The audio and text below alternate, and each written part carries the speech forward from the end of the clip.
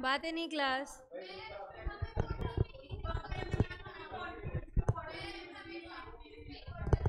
अच्छी है, क्यूट है।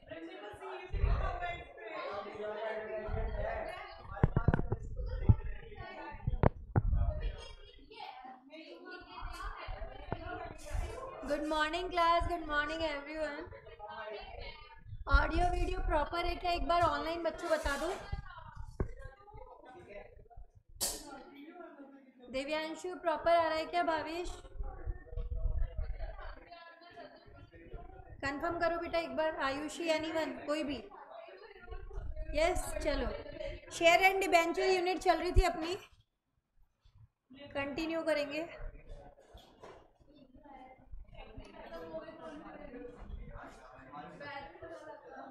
अच्छा, कहीं रही कैसी आपकी कॉन्फ्रेंस? अच्छा, बैठो बैठो। कॉन्फ्रेंस रही कैसी? एंजॉय किया? काफ़ी टाइम बाद में लगा होगा ना कि कुछ अच्छा किया।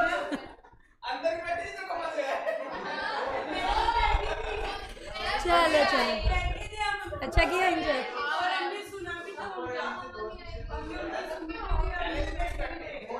चलो फिर स्टार्ट करते हैं, वापस आ जाते हैं अपने कोर्स पे।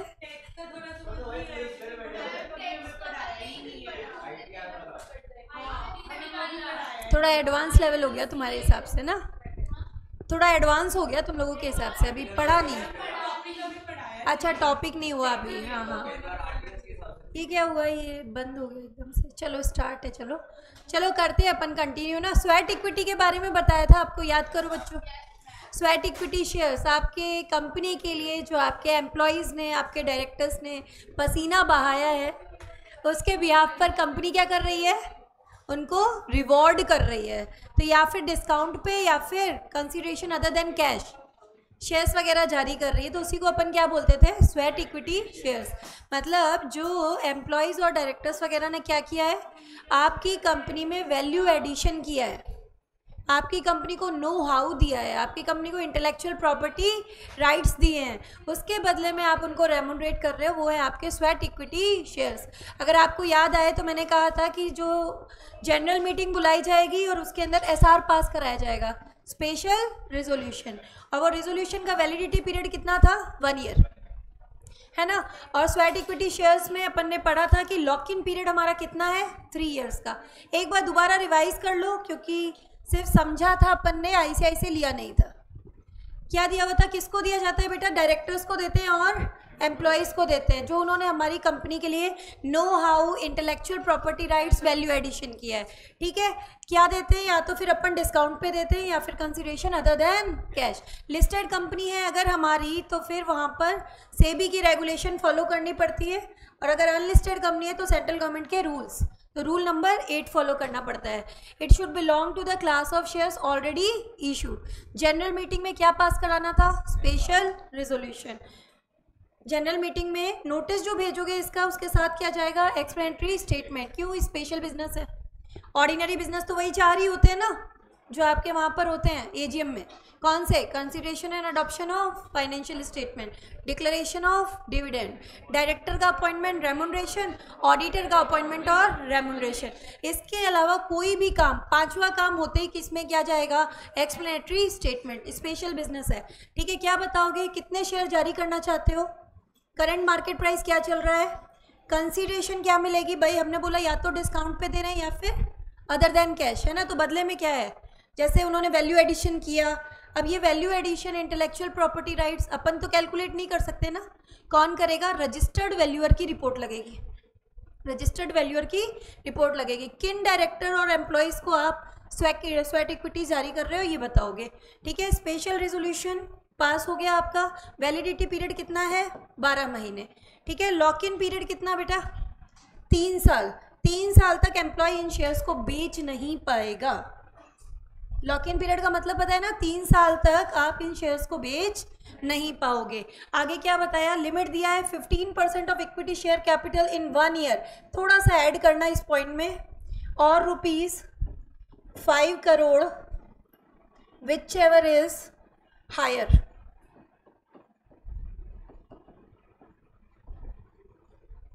एक साल में 15% ऑफ इक्विटी शेयर कैपिटल या फिर 5 crore, whichever is higher, उससे ज़्यादा नहीं होना चाहिए। और ओवरऑल लिमिट कितनी है? 25% ऑफ इक्विटी शेयर कैपिटल। हमने पढ़ा था अगर स्टार्टअप है तो 50% of equity share capital up to 10 years, याद रहेगी लिमिट। उसके बाद में हमने बोला रजिस्टर मेंटेन करना पड़ेगा इसका, स्वेट इक्विटी शेयर्स का, SH3 में होगा। एक्सप्लेनेटरी स्टेटमेंट जो है और जो आपकी प्रिस्क्राइब डिटेल्स हैं वो आपकी यहाँ पर शो करनी है। बोर्ड रिपोर्ट में भी डिस्क्लोजर होना चाहिए, ये भी पढ़ा था अपन ने। और नॉन कैश कंसिडरेशन का ट्रीटमेंट होगा अकॉर्डिंग टू AS, मतलब अगर आपको लगता है कि एम्प्लॉय ने जो वैल्यू एडिशन किया है उसका बेनिफिट हमें सालों तक मिलेगा तो उसको असेट मानते हुए बैलेंस शीट में ले जाओ। और अगर आपको लगता है कि उसका बेनिफिट जो है थोड़े समय के लिए ही मिलेगा तो एक्सपेंस मानते हुए क्या है, P&L अकाउंट में ट्रीट कर लो। अकॉर्डिंग टू AS ट्रीटमेंट होगा। शॉर्ट में फिर से रिवाइज करो, स्वेट इक्विटी शेयर्स इंपॉर्टेंट है अपने लिए, अच्छे से करके जाना। स्वेट इक्विटी शेयर्स क्या कहते हैं कि कंपनी शेयर्स जारी करती है किनको? अपने एम्प्लॉयज़ को और डायरेक्टर्स को। वो डायरेक्टर आपके बेटा होल टाइम डायरेक्टर भी हो सकते हैं और नहीं भी हो सकते हैं, मतलब इंडिपेंडेंट डायरेक्टर को भी स्वेट इक्विटी जारी किए जा सकते हैं, ठीक है। जबकि ESOP में नहीं दे सकते इंडिपेंडेंट डायरेक्टर्स को, स्वेट इक्विटी में इंडिपेंडेंट डायरेक्टर्स को भी स्वेट इक्विटी शेयर्स जारी किए जा सकते हैं। किस लिए देते हो आप देते हो उनको वैल्यू एडिशन। 2-3 वर्ड याद रखना, know how, value addition, intellectual property right, ठीक है। इनके बदले में आप इनको देते हो। और रिक्वायरमेंट क्या है? आपको जनरल मीटिंग बुला करके SR पास करवाना है। अगर आपकी लिस्टेड कंपनी है, सेबी की गाइडलाइंस भी लगेंगी आप पे, और अगर अनलिस्टेड है तो rule 8 of central government follow करना पड़ेगा। रिजोल्यूशन जो पास हुआ है उसकी वैलिडिटी पीरियड रहेगी 1 ईयर तक। लॉक इन पीरियड कितना है? 3 साल। 3 साल तक वो बंदा इन शेयर्स को बेच नहीं पाएगा। ये हमारा स्पेशल बिजनेस है, तो साथ में क्या जाएगा नोटिस के? एक्सप्लेनेटरी स्टेटमेंट कि भाई आप जो शेयर्स इशू कर रहे हो किस कंसिडरेशन के बदले में कर रहे हो, करंट मार्केट वैल्यू क्या चल रही है, कौन से एम्प्लॉयज़ हैं, डायरेक्टर है जिनको आपने आइडेंटिफाई किया है, जिनको आप ये स्वेट इक्विटी देना चाहते हो, ठीक है। लिमिट याद रखना, एक साल में 15% ऑफ इक्विटी शेयर कैपिटल और ₹5 crore, whichever is higher, इससे ज़्यादा नहीं हो सकता। ओवरऑल लिमिट कितनी है? 25% of paid up capital. Startup के केस में कितनी बेटा? 50% अप टू 10 ईयर्स। ये बहुत शॉर्ट में अपन ने जो पढ़ा है ना, अब वही अपन को ICI 3-4 पन्नों में पढ़ाएगा, ठीक है। तो एक बार ICI से ले रहे हैं।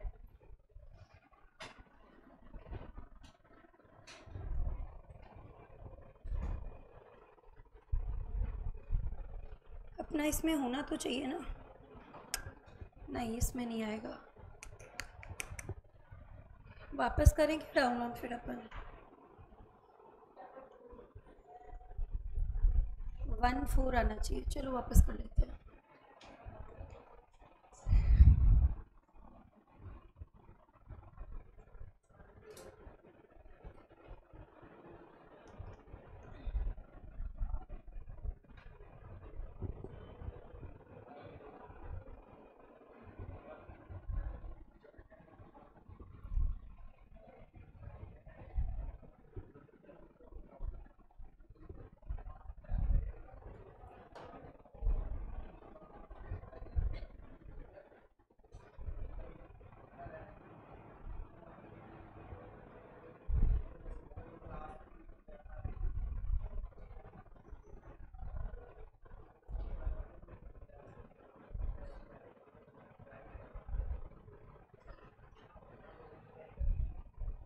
पेज नंबर बता सकते हो? 4 point.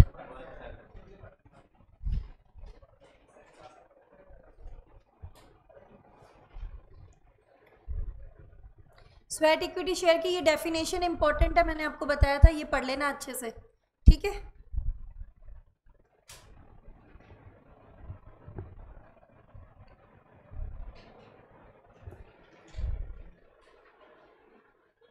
where the equity shares of the company are listed on a recognized stock exchange। तो आपको सेबी की गाइडलाइंस भी फॉलो करनी पड़ेंगी, रेगुलेशन फॉलो करनी पड़ेंगी, ठीक है। और अगर आपकी कंपनी लिस्टेड नहीं है तो rule 8 of company share and debenture rules 2014 follow करना पड़ेगा। पढ़ा था अपन ने अभी। इसके बाद में हमने क्या बोला कि रूल 8 जो है उनके प्रोविज़न यहाँ दिए हुए हैं। एम्प्लॉय का मतलब क्या है, परमानेंट एम्प्लॉय लेना है बेटा, टेम्परेरी एम्प्लॉय नहीं लेना है। सीजनल एम्प्लॉयज़ नहीं होते जो कुछ समय के लिए होते हैं, उनको यहाँ पे काउंट नहीं किया जाएगा भाई। परमानेंट एम्प्लॉय होगा तभी वो स्वेट इक्विटी के लिए एलिजिबल है। कुछ समय के लिए आया तो फिर उसको अपन यहाँ पे काउंट नहीं करते। आगे क्या बोला, permanent employee of the company whose be working in the India और आउटसाइड इंडिया। भाई ऐसी बहुत सारी कंपनीज हैं जिनकी सब्सिडरीज आउटसाइड इंडिया भी है, विप्रो है अपनी, है ना, तो बाहर भी है कंपनी, काम चाहे बाहर कर रहा हो चाहे भारत में कर रहा हो, काम तो कंपनी के लिए ही कर रहा है ना। He is eligible for sweat equity shares whether within India और आउटसाइड इंडिया। कंपनी का कोई भी डायरेक्टर, चाहे वो होल टाइम डायरेक्टर हो या ना हो, दैट मीन्स इंडिपेंडेंट डायरेक्टर को भी स्वेट इक्विटी जारी कर सकते हो। आगे जाके ईसॉप आएगा, ठीक है, एम्प्लॉयज स्टॉक ऑप्शन, उसके अंदर आप पढ़ोगे इंडिपेंडेंट डायरेक्टर को नहीं देते। यहाँ पर आपका कोई भी डायरेक्टर हो, whether it is whole time director और not, eligible for sweat equity shares.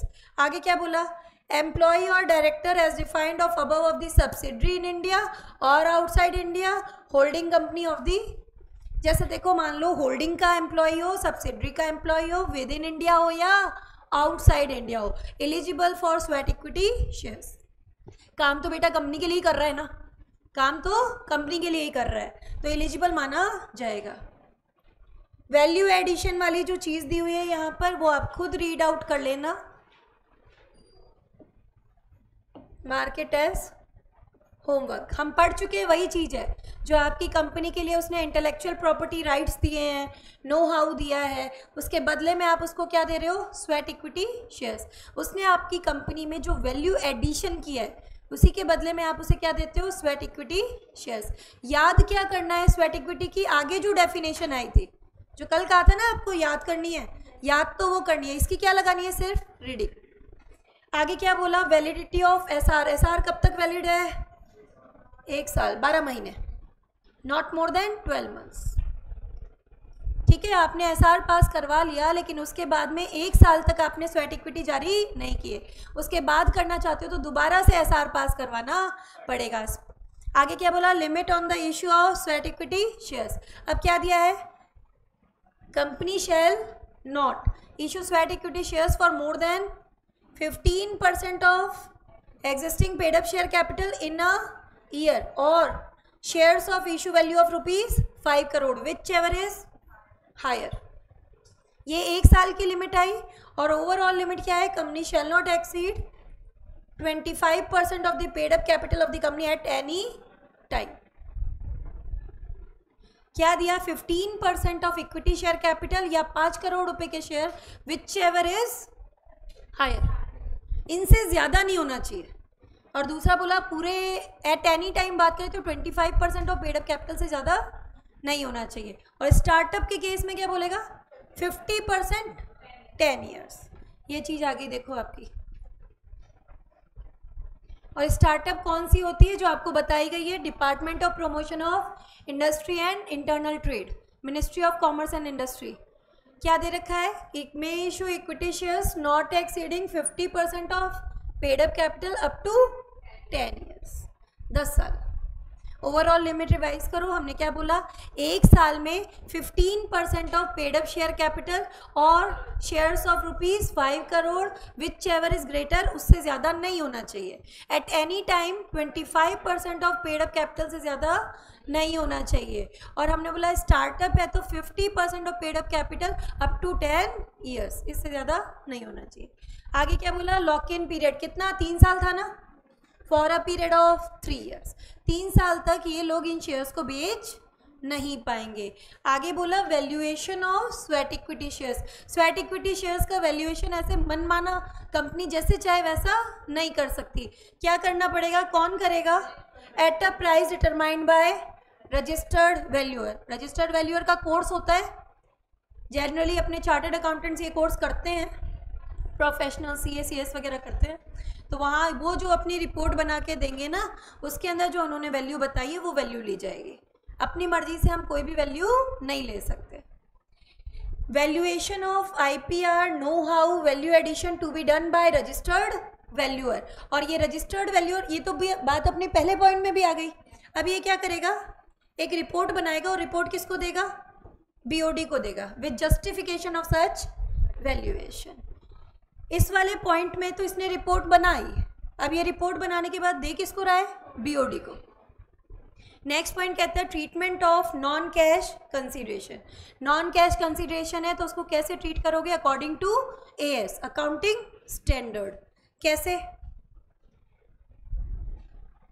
अगर आपको याद हो तो मैंने अभी आपको बताया था कि अगर आपको लगता है कि उस वैल्यू एडिशन का, इंटेलेक्चुअल प्रॉपर्टी राइट का फ़ायदा कंपनी को सालों तक मिलेगा, तो उसको असेट मानते हुए कहाँ ले जाओ, बैलेंस शीट में। और अगर आपको लगता है कि कुछ समय के लिए ही मिलेगा, तो फिर उसे एक्सपेंस मानते हुए P&L में चार्ज कर दो, अकॉर्डिंग टू अकाउंटिंग स्टैंडर्ड। क्या लिखा है देखो, where the non cash consideration take the form of depreciable और अमोर्टाइजेबल असेट, मतलब फ़ायदा सालों तक मिलने वाला है। ठीक है, क्या करेंगे, should be carried to the balance sheet accordance with the AS. दूसरा बोला अगर ये नहीं लगता आपके ऊपर तो क्या करोगे, एक्सपेंस मानते हुए कहाँ ले लो, P&L में, अकॉर्डिंग टू एएस। ये चीज़ इन्होंने यहाँ पे बोला कि एएस के अकॉर्डिंग इसका ट्रीटमेंट करना है। डायरेक्टर रिपोर्ट में आपको बताना पड़ेगा स्वेट इक्विटी शेयर्स की डिटेल, कि कितने शेयर्स जारी कर रहे हो, करंट मार्केट वैल्यू क्या चल रहा है, किन एम्प्लॉयज़ को दे रहे हो, डायरेक्टर्स को दे रहे हो, किस कंसिडरेशन के बदले में दे रहे हो, ये आपको बताना पड़ता है बोर्ड ऑफ डायरेक्टर्स को। रजिस्टर मेंटेन होगा in the form number SH3, और ये रजिस्टर्ड कहाँ रखोगे आप, या तो रजिस्टर्ड ऑफिस में, या बोर्ड ऑफ डायरेक्टर्स कहें तो कहीं और भी रखा जा सकता है। Sweat equity shares will rank pari passu with other equity share holder. Pari passu मतलब एट पार, इक्वल।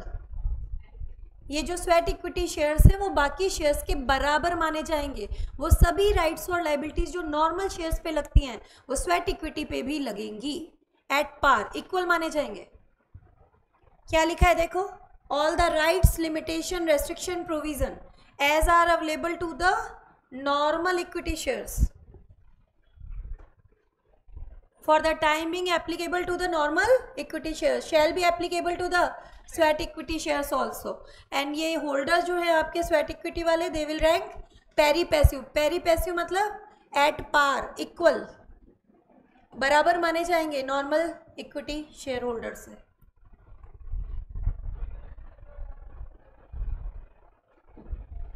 समझ आई बात की नहीं आई बताओ, स्वेट इक्विटी शेयर समझ आ गए।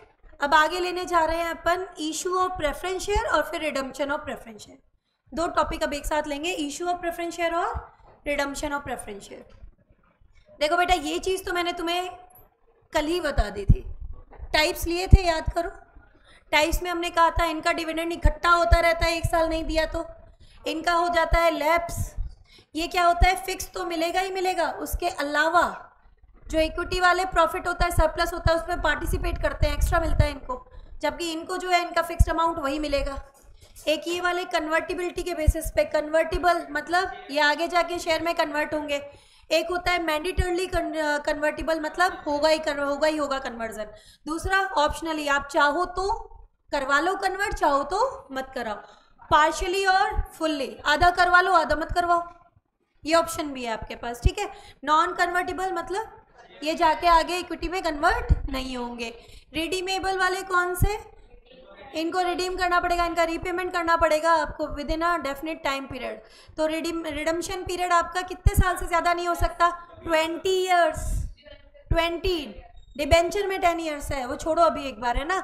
नॉर्मल शेयर्स के केस में, प्रेफरेंस शेयर्स के केस में 20 साल, ठीक है। लेकिन अगर इंफ्रास्ट्रक्चर में है तो 30 ईयर्स, और 21st ईयर्स से आपको 10% रिडीम करना स्टार्ट करना होता है at the option of the preference share holder.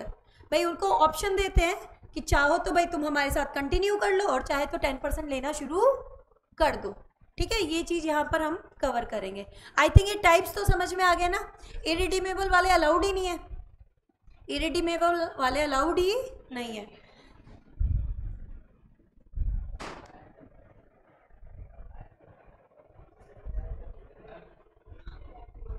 क्या, हाँ 10% रिडेम्पशन उसी में अभी ले रही हूँ मैंने, एक बार शॉर्ट आइडिया दिया है आपको।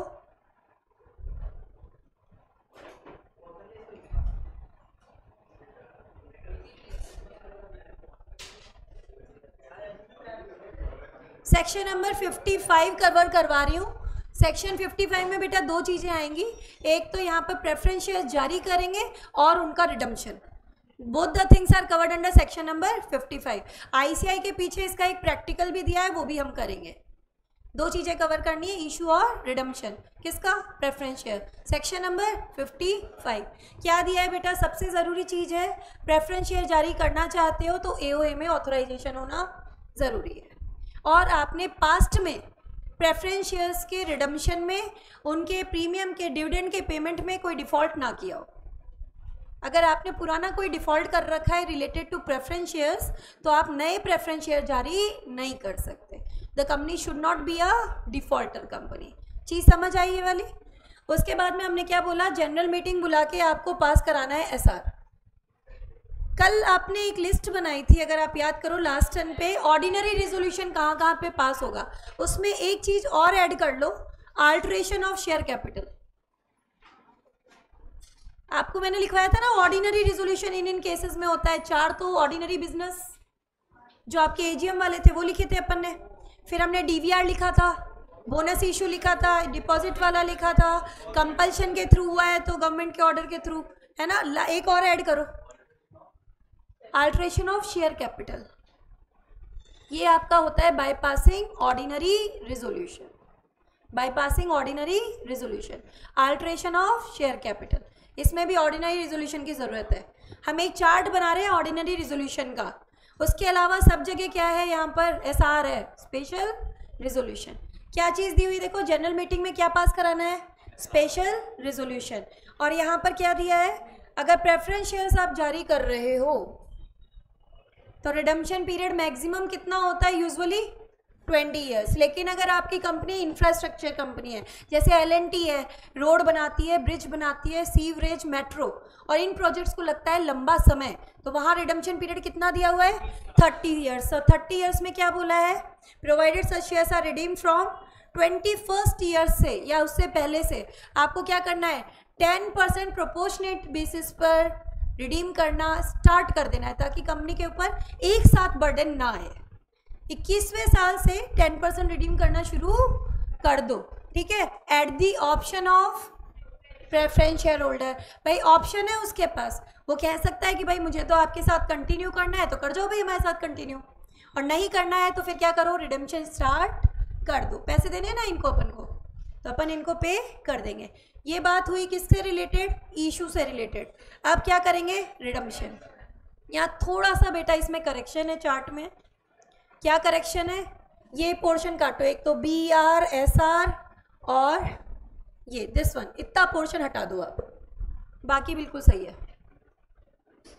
भाई एक सीधी सी बात है कि अगर प्रेफरेंस शेयर जारी किए हैं तो रिडम्पशन तो करना ही है, तो उसमें किसी रेजोल्यूशन की ज़रूरत नहीं है।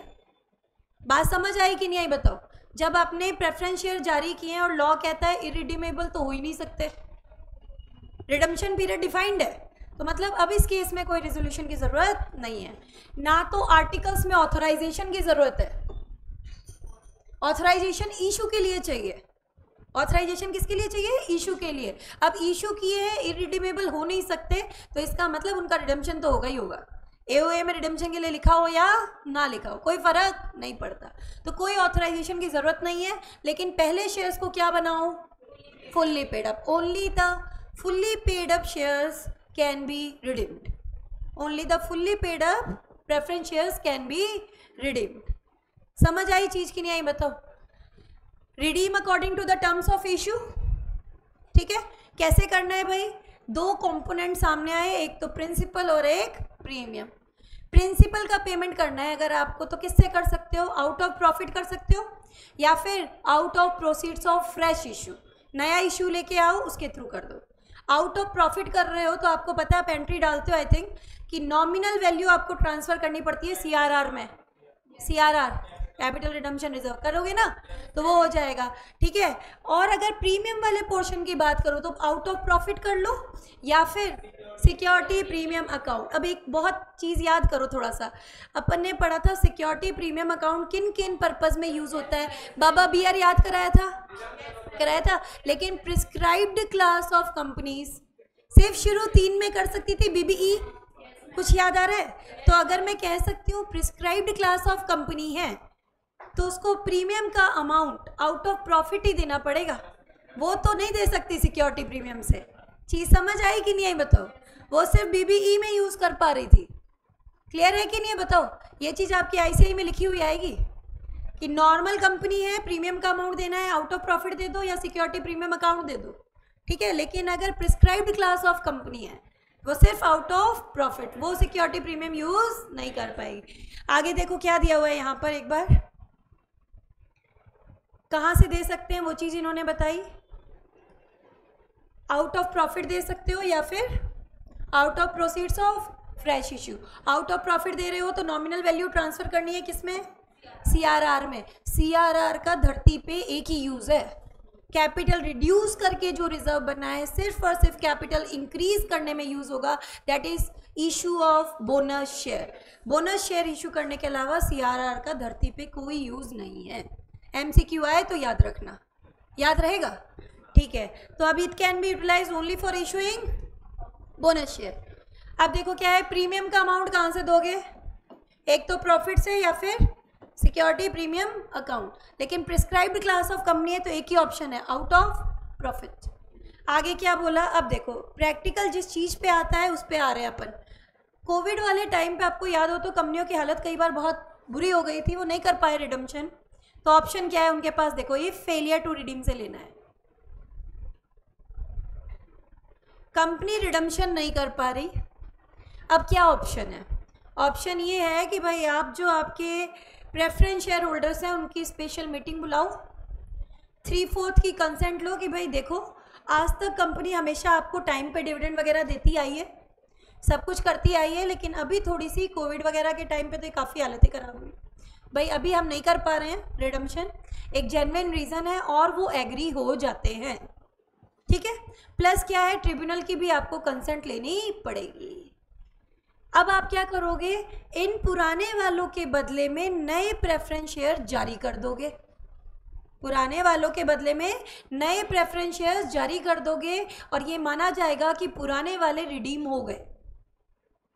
दो काम होने चाहिए, एक तो आपके 3/4 प्रेफरेंस शेयर होल्डर हाँ बोल दे, प्लस आपको ट्रिब्यूनल अप्रूव कर दे। तो आप क्या करो, पुराने वाले के बदले में क्या जारी कर दो? नए प्रेफरेंस शेयर। क्या माना जाएगा?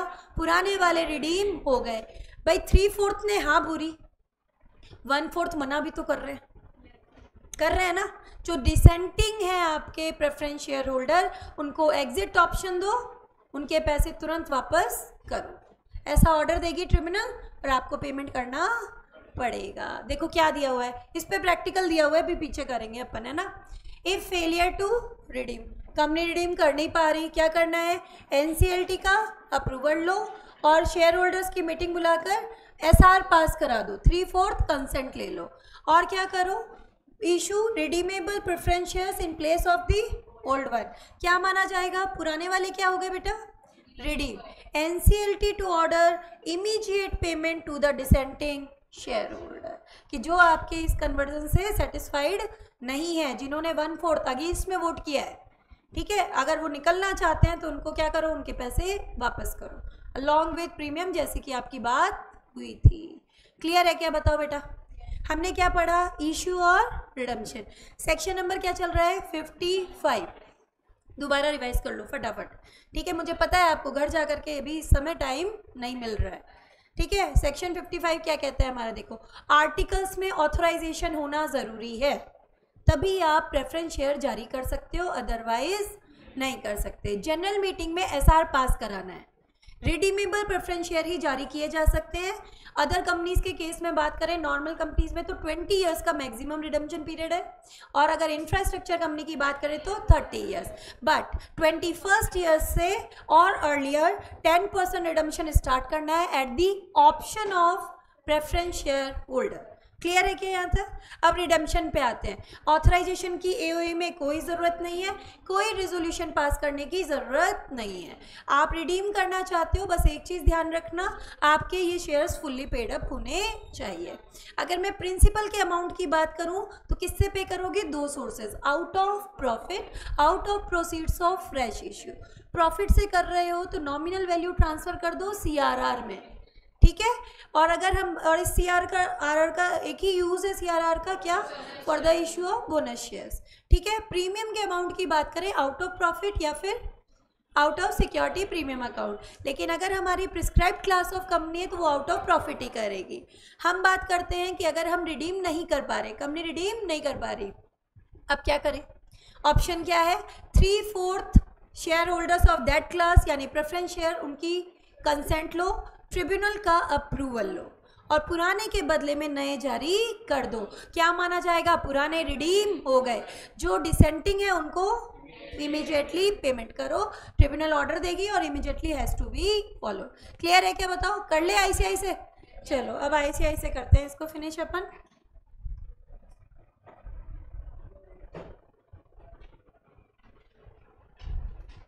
यहाँ से शुरू हुआ पोर्शन सेक्शन 55 का, company to issue only redeemable preference share. क्यों? इरिडीमेबल अलाउड नहीं है। ठीक है, हमने पढ़ लिया, इरिडीमेबल अलाउड नहीं है। Time period within which preference shares are to be redeemed within a period not exceeding 20 years. यहाँ पर आ रही है नॉर्मल लिमिट, नीचे अभी बताएगा इंफ्रास्ट्रक्चर की अलग से। ठीक है,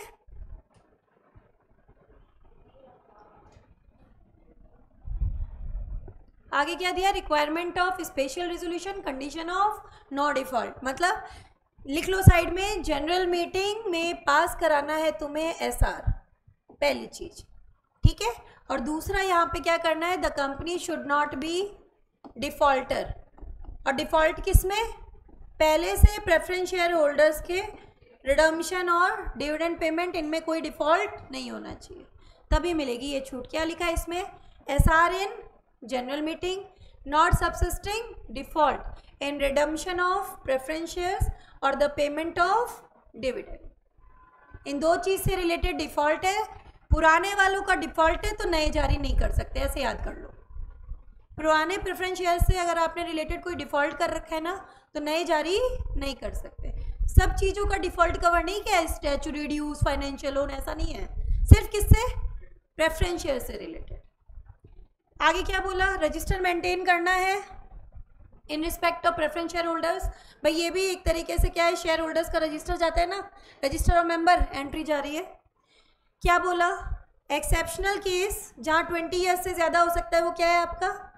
infrastructure project subject to redemption of 10% of preference share beginning 21st year onwards और earlier at the option of preference share holder. यही पढ़ा था अपन ने। 21वें साल से या उससे पहले आपको क्या करना है? 10% या उसका रिडम्पशन स्टार्ट कर देना है at the option of preference share holder. Preference shares to be redeemed out of profit only. तो क्या दिया है? कैसे कर सकते हो? एक तो out of profit of the company और out of proceeds of the fresh issue. Only the fully paid up preference shares can be redeemed. Nominal value transfer करनी है। अगर आपने आउट ऑफ प्रॉफिट किया है redemption, nominal value will be transfer to the CRR account.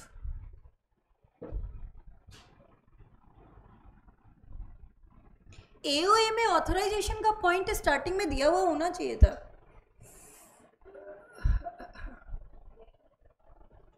जरूरी होता है इसमें वैसे। आगे यहाँ पे एक एग्जाम्पल नंबर 6 दिया हुआ है, ये पढ़ो बेटा एक बार। ये एग्जाम्पल 6 आपको ये बताना चाहता है कि नॉमिनल वैल्यू ट्रांसफर होती है, प्रीमियम का अमाउंट ट्रांसफर नहीं होगा। CRR में अमाउंट ट्रांसफर करते हो ना, नॉमिनल वैल्यू करते हो ना, उसमें प्रीमियम का अमाउंट नहीं आता। जैसे मान लो 20,000 प्रेफरेंस शेयर है, 100 रुपये ईच है ना, प्रीमियम का अमाउंट 20 पर शेयर, कितना ट्रांसफर करेंगे? 20 lakh. 20 lakh nominal value, premium का अमाउंट काउंट नहीं करेंगे। पढ़ के देख लो एक बार बेटा, और पढ़ लो मुझे बता देना। नॉमिनल वैल्यू ट्रांसफर होती है ना, प्रीमियम का नहीं करोगे।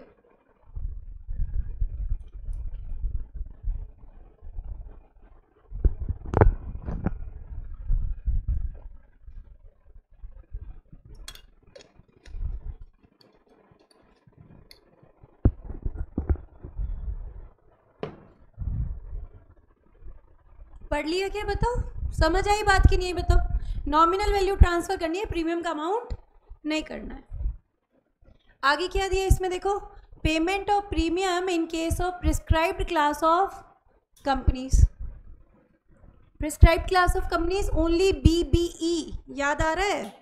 ये आपका सिक्योरिटी प्रीमियम अकाउंट का पैसा प्रीमियम के पेमेंट में यूज नहीं कर सकती। क्या लिखा है? In case of such class of companies as may be prescribed. Usually है कौन? ये लिस्टेड कंपनीज। क्या लिखा है? Whose financial statement comply with AS. यहाँ से करना था, premium if any payable on redemption shall be provided for out of the profit of the company. यहाँ पर सिक्योरिटी प्रीमियम अकाउंट का पैसा आप यूज नहीं कर सकते। ये पैराग्राफ काट देना, कंफ्यूजन के अलावा कुछ नहीं क्रिएट करेगा। सीधे आ जाओ इस केस पे। अगर not meeting the above criteria मतलब प्रिस्क्राइब्ड क्लास ऑफ कंपनी में नहीं गई, तो दो जगह से कर सकती है, या तो आउट ऑफ प्रॉफिट या फिर सिक्योरिटी प्रीमियम अकाउंट। क्या लिखा है देखो, provided for out of profit और out of the company's security premium account. समझ आई बात की नहीं आई? बताओ बेटा। प्रिस्क्राइब्ड क्लास ऑफ कंपनी को आउट ऑफ प्रॉफिट ही करना पड़ता है, लेकिन बाकी कंपनीज के पास ऑप्शन होता है आउट ऑफ प्रॉफिट भी यूज़ कर सकते हो और सिक्योरिटी प्रीमियम अकाउंट का पैसा भी यूज़ कर सकते हो।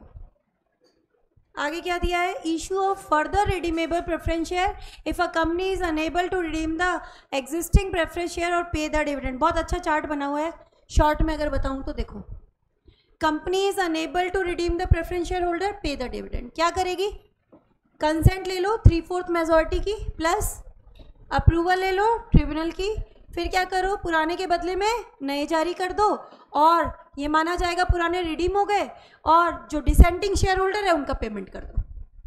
यही चीज़ अब हमें मिलेगी यहाँ पर थ्योरी में लिखी हुई। समझ तो हमें यहाँ से आ जाती है चीज़ें। आगे क्या दिया इन्होंने देखो, company is not in a position, इसको इंपॉर्टेंट लगाओ, इस पे केस स्टडी है। Company is not position to redeem the preference share according to the terms of issue. क्या करना पड़ेगा, it may with the consent of holder of 3/4 in value of the preference shares, मतलब 3/4 preference share holders की consent लो, tribunal की approval लो, और approval लेने के बाद क्या करना है, फर्दर रिडीमेबल प्रेफरेंस शेयर्स जारी कर दो। On issue of such further redeemable preference share, unredeemed preference share shall be deemed to have been redeemed। नए जारी कर दोगे तो मानेंगे पुराने वाले रिडीम हो गए। इट इज़ प्रोवाइडेड कि ट्रिब्यूनल जो है while giving approval order the redemption forthwith the preference shareholder held by such person who have not consented to the issue of further redeemable share। मतलब ट्रिब्यूनल ऑर्डर दे सकते हैं कि forthwith मतलब immediately जो dissenting share holders है उनका payment करो, और आपको करना पड़ेगा। ट्रिब्यूनल का ऑर्डर आएगा कि भाई 1/4 ने मना किया है ना, तो उनका तुरंत पेमेंट कर दो। ये वाला पॉइंट है लास्ट वाला। फिर ये नहीं कर सकते आप, फिर आप जैसे भी जुगाड़ो आपको पेमेंट करना ही पड़ेगा। क्या चीज़, नई इशू किए तो उसमें भी रिडेम्पशन पीरियड आ रहा होगा ना, और वो 20 साल से ज़्यादा हो नहीं सकता, तो जो पीरियड आ रहा है उसकी टर्म्स के अकॉर्डिंग। भाई इन्होंने तो हाँ भर दी ना, हाँ भर दी तो कोई दिक्कत नहीं है, भाई ये अपने साथ कंटिन्यू करना चाहते हैं, इन्हें कोई प्रॉब्लम नहीं, इन्हें हमने कन्विंस कर लिया कि भाई ठीक है, आज तक तो कंपनी आपको करती आई है ना टाइम पे, कोई जेन्युइन इशू है नहीं कर पा रही, और वो एग्री कर गए तो कोई दिक्कत ही नहीं है। नहीं कर रहे उनका पेमेंट कर दो।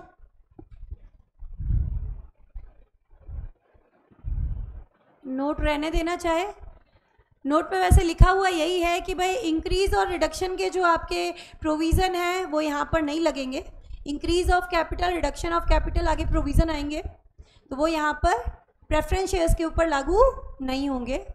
आपको ये याद रखना है कि इसका बस एक ही यूज़ है, that is fully paid bonus share. CRR का एक ही यूज़ है, it can B use only for the issue off fully paid bonus shares.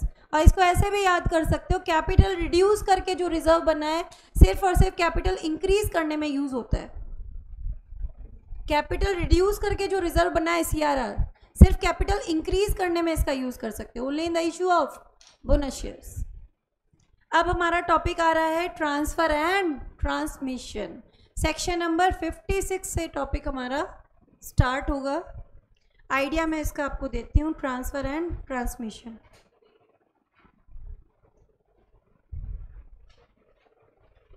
Back से पहले था आई थिंक, ये रहा। Transfer of securities by back के प्रोविज़न के बाद है ये आपका।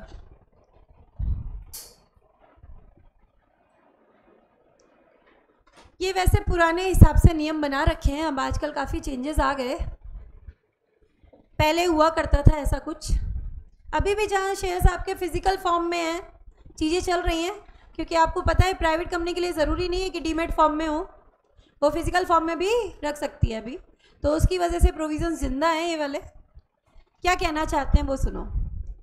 पहले क्या होता था, ट्रांसफ़र डीड प्रिपेयर होती थी, और वो ट्रांसफ़र डीड जो होती थी साइन होती थी, स्टैम्प होती थी, और उसके ऊपर है ना ट्रांसफरर और ट्रांसफरी दोनों के सिग्नेचर वगैरह हुए, और फिर डेट होती थी उसके ऊपर, और फिर उसके बाद में ये कंपनी के पास फाइल की जाती थी, फिर जाके कंपनी उस ट्रांसफ़र को रजिस्टर करती थी।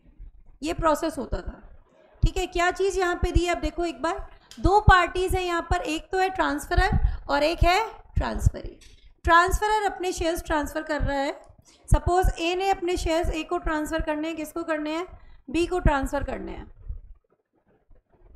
ए को अपने शेयर्स ट्रांसफ़र करने हैं, किसको करने हैं, बी को करने हैं। तो ए हो गया हमारा ट्रांसफरर और बी हो गया ट्रांसफरी। अब इनको क्या करना है, एक ट्रांसफ़र डीड बनानी पड़ती है, contract of transfer that is transfer deed SH4 में प्रिपेयर होगी। अब इस डीड के ऊपर क्या होता है, साइन होने चाहिए दोनों पार्टीज़ के, डेट लिखी हुई होनी चाहिए और स्टैम्प होनी चाहिए। होता क्या है यहाँ पर, ये ट्रांसफ़र डीड आपको 60 दिनों के भीतर भीतर अलॉन्ग विथ शेयर सर्टिफिकेट किसके पास भेजनी है, कंपनी के पास भेजनी है। ट्रांसफ़र डीड रेडी की, it is signed, stamped, dated. 60 days के अंदर किसके पास भेजोगे, कंपनी के पास। अब कंपनी देखेगी भाई तुम्हारे शेयर्स कैसे हैं, पार्टली पेड अप है या फुल्ली पेड अप है। भाई फुल्ली पेड अप में तो कोई भी दे, हमें कोई दिक्कत ही नहीं है, चाहे ट्रांसफरर बताए या ट्रांसफरी बताए। अगर हमारे शेयर्स कैसे हैं बेटा, पार्टली पेड अप, और ये हमारे पास ट्रांसफ़र डीड आ रही है थ्रू ट्रांसफरर। ए कहता है कि मैंने अपने शेयर्स बी को ट्रांसफ़र कर दिए, और शेयर्स कैसे हैं, पार्टली पेड अप है। सपोज करो 100 रुपये में से सिर्फ कितने रुपए दिए हुए हैं, 60 रुपये। तो अब कंपनी तो चेक करेगी ना कि कोई फ्रॉड तो नहीं है।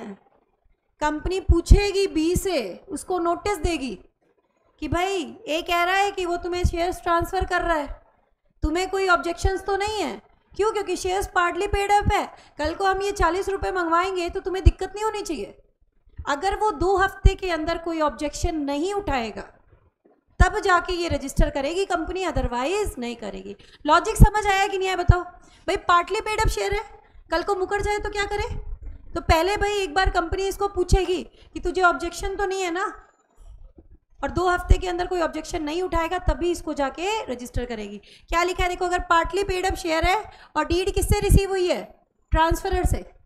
अब क्या करेगी कंपनी, नोटिस देगी किसको, ट्रांसफरी को, कि तुझे कोई ऑब्जेक्शन तो नहीं है, और अगर ऑब्जेक्शन है तो बता सकता है कितने समय में, 2 हफ्ते में। फुल्ली पेड अप है तो कोई दिक्कत ही नहीं है, फुल्ली पेड अप है तो कोई दिक्कत ही नहीं है। पार्टली पेड अप में कंफर्मेशन लेंगे, किससे लेंगे, ट्रांसफरी से, कि तुझे कोई आपत्ति तो नहीं है। कल को भाई ये कह दे कि भाई ए तो कह दे मैंने ट्रांसफ़र कर दिया, बी कहता है मैंने तो एक्सेप्ट ही नहीं किया, कंपनी तो फंस जाएगी ना, उसको तो 40 मंगाने हैं। तो पहले ही क्या ले लेती है, NOC, नो ऑब्जेक्शन सर्टिफिकेट। अब ये कंपनी के पास आपने ट्रांसफ़र डीड फाइल कर दी। अगर डीड आपकी खो गई है और delivered after 60 days, normal limit कितनी थी, 60 दिन में करनी है फाइल, आप 60 दिन के बाद करते हो, या आपका कहना है कि ट्रांसफ़र डीड तो खो गई, एग्जीक्यूट तो हुआ था लेकिन क्या हुआ, उस पर खो गई। अब कंपनी क्या बोलेगी, कल को कोई फ्रॉड ना हो जाए, कल को कोई दिक्कत ना हो जाए, ये लोग अपनी कई बात से मुकर ना जाए, क्या भरो, इंडेमनिटी बॉन्ड, कि अगर तुम्हारी वजह से कंपनी को कोई नुकसान हुआ तो तुम उसकी भरपाई करोगे। लॉस्ट कोई भी, याद करो शेयर सर्टिफिकेट लॉस्ट हुआ था तो भी कंपनी क्या कहती है, इंडेमनिटी बॉन्ड भरो। तो यहाँ पे डीड लॉस्ट हुई है तो क्या बोलेगी, इंडेमनिटी बॉन्ड भरो। इंडेमनिटी बॉन्ड भरने के बाद में कंपनी क्या कर सकती है, इसको रजिस्टर कितने समय में, 1 महीने के अंदर अंदर क्या जारी कर देगी, नया share certificate, new share certificate. अब कंपनी मना भी कर सकती है। यहाँ तक का प्रोसेस समझ आया क्या? ये तो जेन्युइन वाला प्रोसेस है, ट्रांसफरर ट्रांसफरी, मैंने अपने शेयर आपको ट्रांसफ़र किए, ठीक है। अपन एक कॉन्ट्रैक्ट बनाएंगे, उसको बोला जाता है ट्रांसफ़र डीड। उसके ऊपर मेरे और आपके दोनों के सिग्नेचर होंगे, स्टैंप लगी हुई होगी, डेट होगी, ठीक है। ये इंस्ट्रूमेंट हमें 60 डेज़ के अंदर हमने फाइल कर दिया, किसके पास, कंपनी के पास।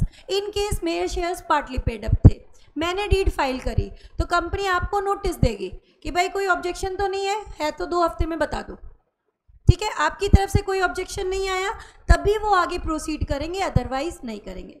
अगर लगता है कंपनी को हर चीज़ जेन्युइन है तो क्या करेंगे, रजिस्टर कर देंगे with in a period of 1 month और आपको नया शेयर सर्टिफिकेट ट्रांसफरी के नाम से जारी हो जाएगा। अगर लॉस्ट हो गया या 60 दिन के बाद डिलीवर किया, इंडेमनिटी बॉन्ड भरवाया जा सकता है। यहाँ तक क्लियर है? अब पढ़ रहे हैं कि मना कर सकती है। अब मना कैसे करेगी वो देखो, कंपनी मना कर रही है कि भाई हम जो है ना इस ट्रांसफ़र को रजिस्टर नहीं करेंगे। भाई बहुत सॉलिड रीज़न होने चाहिए इन case of public company. Private company में तो शेयर ट्रांसफ़र जो होता है उस पर रेस्ट्रिक्शंस होते हैं, आर्टिकल्स के अंदर रेस्ट्रिक्शंस लिखे हुए होते हैं कि आप आउटसाइडर्स को नहीं कर सकते, आप मेंबर्स के विद इन ही ट्रांसफ़र कर सकते हो, ऐसे रेस्ट्रिक्शंस होते हैं। लेकिन पब्लिक कंपनी के केस में तो अपन को पता है कि there is no restriction on the transfer of shares, तो there should be very solid reason for denying. Company मना कर रही है तो उसके पीछे उचित आधार होने चाहिए। अब कंपनी मना कर रही है कि भाई हम रजिस्टर नहीं करेंगे। केस देखो, प्राइवेट कंपनी और पब्लिक कंपनी, 2 तरीके की कंपनियां हैं। पहले बात किसकी करेंगे, private company. Private company notice दे रही है कि भाई हम इस ट्रांसफ़र को रजिस्टर नहीं करेंगे, और दूसरा केस कहेगा कि उन्होंने नोटिस नहीं दिया। कंपनी ने नोटिस दिया कि भाई हम इस ट्रांसफ़र को रजिस्टर नहीं कर रहे हैं। कितने दिनों में नोटिस देती है कंपनी, 30 दिनों के अंदर, ठीक है। किसको देगी, transferor and transferee. Transferee person giving intimation appeal कर सकता है, किसको अपील कर सकता है, ट्रिब्यूनल को, कि भाई कंपनी रजिस्टर नहीं कर रही। कितने दिनों में, 30 दिनों के अंदर अंदर। लेकिन अगर नोटिस नहीं आया कंपनी की तरफ से तो अपील का पीरियड हो जाएगा 60। अपील पीरियड क्या है, 30-60 है। अगर नोटिस आया तो कितना, within 30 days of receipt of notice, और नोटिस नहीं आया तो within 60 days of delivery of deed, within 60 days of delivery of deed. क्या लिखा है देखो, अपील में भी filed within 60 days of delivery of the deed.